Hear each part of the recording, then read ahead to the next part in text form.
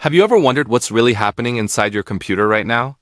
While you're watching this video, dozens, maybe hundreds of tasks are running simultaneously. Your browser is playing this video, music might be streaming in another tab, notifications are popping up, files are downloading. It feels like magic, doesn't it? But here's the question that will change how you see computing forever.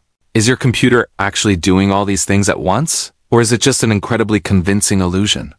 Drop a comment below with your guess before we dive in, and let's unravel one of the most fascinating mysteries in modern computing together. The truth is both simpler and more profound than you might think. What we call concurrency, the ability to handle multiple tasks, isn't really about doing everything simultaneously. Think of it like a master chef in a busy kitchen. The chef isn't cooking 5 dishes at exactly the same instant. Instead, they're rapidly switching between tasks, stirring the soup, checking the oven, seasoning the steak, all in quick succession. To anyone watching, it looks like everything is happening at once, but it's actually brilliant orchestration of attention. Your computer's processor does the same thing, switching between programs so quickly that you can't tell the difference. But why does your computer need to juggle tasks this way?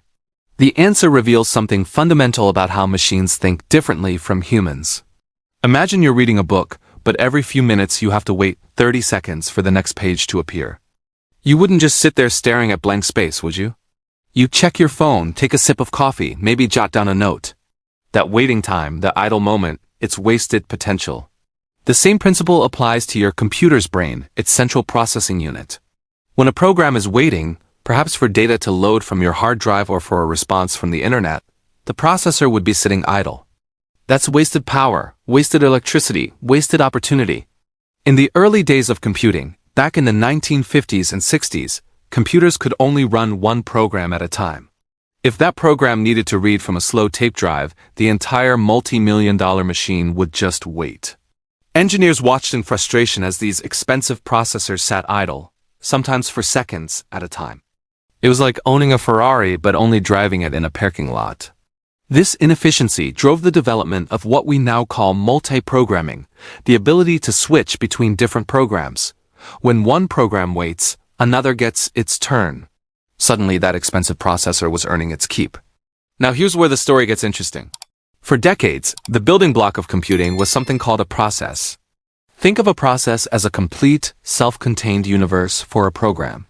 It has its own memory space, its own resources, its own identity in the computer's eyes. When you open your web browser, that's one process. When you open a music player, that's another process. They're kept separate, like neighbors in an apartment building, each with their own private space. But there's a catch, and it's a big one. Every process has something called a program counter, a pointer that keeps track of which instruction the processor should execute next. It's like a bookmark in a recipe, telling you which step you're on. But here's the problem. Each process gets only one bookmark. Imagine you're trying to cook an entire Thanksgiving dinner, but you can only follow one step at a time across all your recipes. You can't have the turkey roasting while you're preparing the stuffing. You'd have to finish one completely before starting another. That's exactly the limitation processes face. Different parts of the same program cut and execute concurrently because there's only one program counter keeping track. Let me paint you a picture of how this plays out in the real world. Imagine a web server, the kind that powers your favorite social media site or online store. Someone uploads a photo and the server needs to process it, resize it, compress it, maybe apply some filters. While the server is reading that image from its hard drive, a process that might take several milliseconds, what happens to all the other people trying to upload their photos? They wait. They all wait in line, even though the processor is sitting idle, twiddling its thumbs while the hard drive spins. On the internet, milliseconds multiply into seconds, and seconds into frustrated users clicking away. The old-school solution was brutally simple but expensive. For every new request, spawn an entirely new process. Someone wants to upload a photo? Create a new process for them. Another person wants to load a web page? Create another process. This worked technically. The main process could keep listening for new requests, while child processes handled the actual work. But processes are heavy. Creating a new process is like building an entire new house every time you need an extra bedroom. Each process needs its own chunk of memory, its own copy of resources. On a system handling thousands of requests per second, this approach becomes unsustainable. The computer spends more time creating and managing processes than actually doing useful work. Then, in the 1980s, a breakthrough emerged. What if we could keep the benefits of multiple execution flows without the overhead of separate processes? What if, instead of building a new house for every bedroom, we could just add rooms to the same house? This is where threads enter our story, and they changed everything. A thread is like a process, but leaner, more efficient. It has its own program counter, its own bookmark in the code. But unlike a process, a thread shares the same memory space with other threads in the same program. They're roommates, not neighbors. Think about what this means. Now your web server can spawn a new thread for each incoming request, and these threads can all work simultaneously within the same process. One thread is reading an image from disk, while another is compressing a different image, while a third is sending results back to a client. They all share the same program code, the same loaded libraries, the same global data.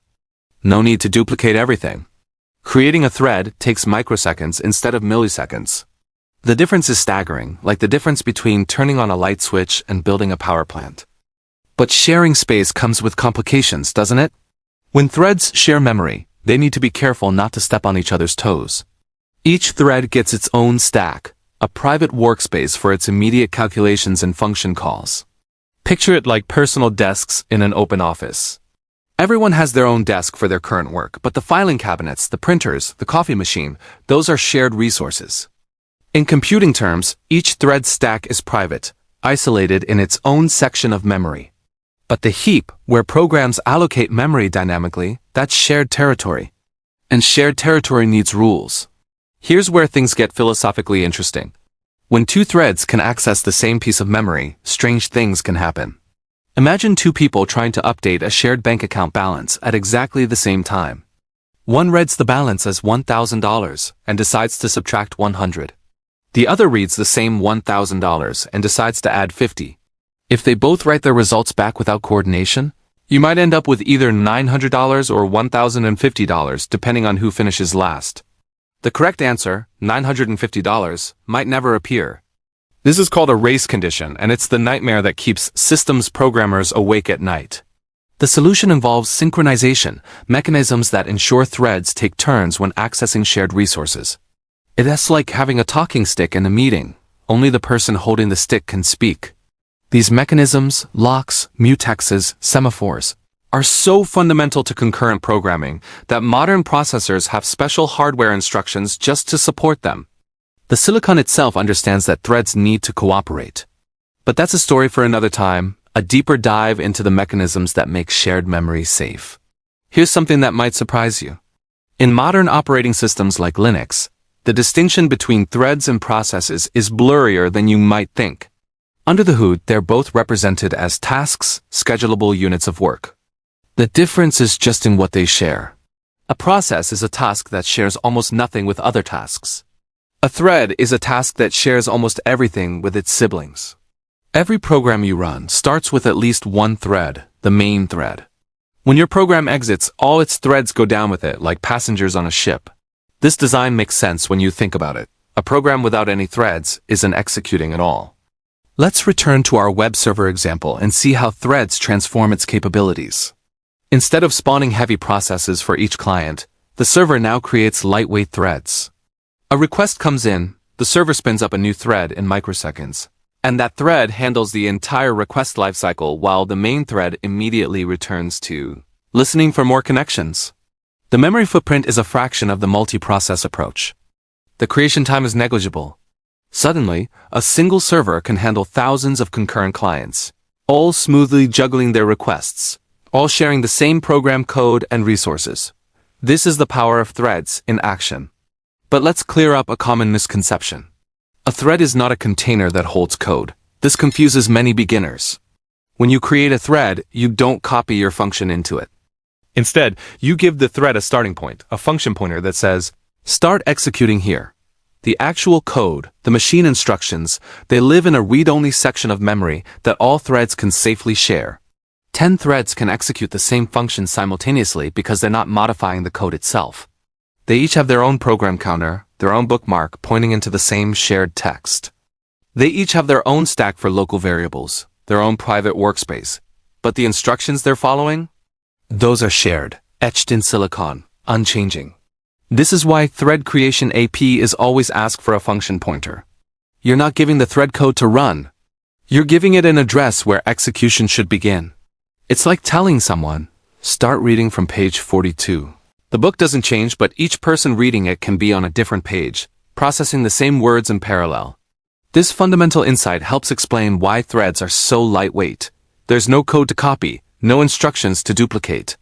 Just point and execute. So what is a thread, really? Strip away all the technical jargon, and you're left with this. A thread is the smallest unit of execution that your operating system can schedule independently. It's the fundamental quantum of computation. Even on a single-core processor where true parallelism is impossible, threads still matter. They let your computer switch between tasks efficiently, overlap computation with waiting, and squeeze every drop of productivity from the hardware. On a multi-core processor, threads become even more powerful because now they can truly run in parallel, each on its own core, genuinely simultaneous. Think about how far we've come. From computers that could only do one thing at a time, frozen in idle waste while waiting for slow devices, to machines that juggle thousands of threads across multiple cores, appearing to do everything at once. And it all started from a simple observation. Waiting is waste. If we can switch our attention during idle moments, we can accomplish more. It's a lesson that extends beyond computing, doesn't it? How often in your own life do you find yourself blocked, waiting for something beyond your control? Maybe you're waiting for an email reply before you can proceed with a project. Maybe you're stuck in a queue at the grocery store. Maybe you're waiting for inspiration before you start writing. The thread model teaches us something profound. You don't have to wait idly. Like a processor switching contexts, you can redirect your attention to other valuable tasks. Progress isn't about doing one thing perfectly in isolation. It's about orchestrating multiple threads of activity, knowing when to switch, when to synchronize, when to run in parallel. The next time your computer seems to be doing a dozen things at once, you'll know the truth behind the illusion. You'll understand the dance of threads switching faster than you can perceive, sharing memory carefully, synchronizing when they must, racing forward when they can. You'll see not just a machine, but an intricate choreography of execution, a testament to decades of innovation driven by one simple goal. Never waste a cycle, never sit idle, always move forward. I hope this journey into the hidden world of threads has given you a new appreciation for what is happening beneath the surface every time you touch your computer. If you found this exploration valuable, if it changed how you see the technology you use every day, I'd be grateful if you'd subscribe to the channel.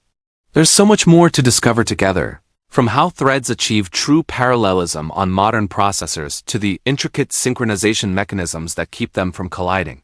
What aspect of concurrency intrigues you most? What would you like to explore next? Leave your thoughts in the comments below.